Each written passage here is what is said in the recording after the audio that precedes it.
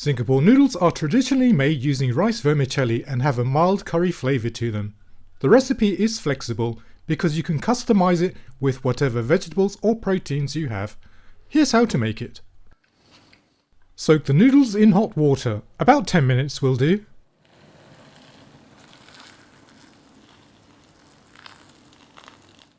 While the noodles are soaking, cut up your vegetables.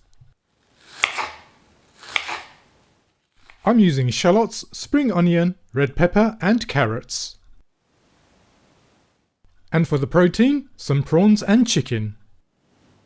For the sauce, mix together 2 teaspoons of medium curry powder, 2 teaspoons of soy sauce and 2 teaspoons of oyster sauce.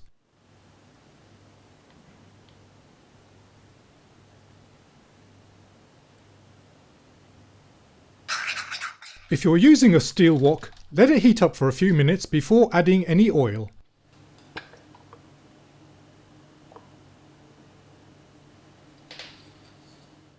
Begin by cooking the vegetables.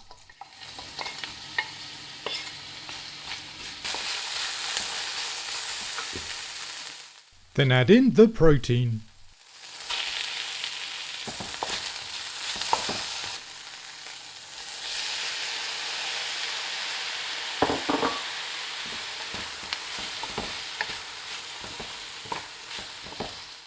Drain and add the noodles into the pan along with the sauce. Carry on cooking until done.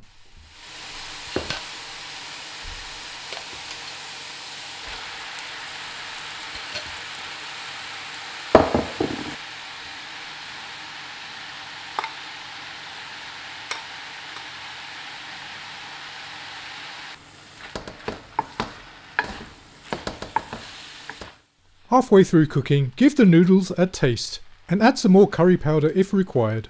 Also add in half a teaspoon of turmeric to give the noodles their characteristic yellow colour.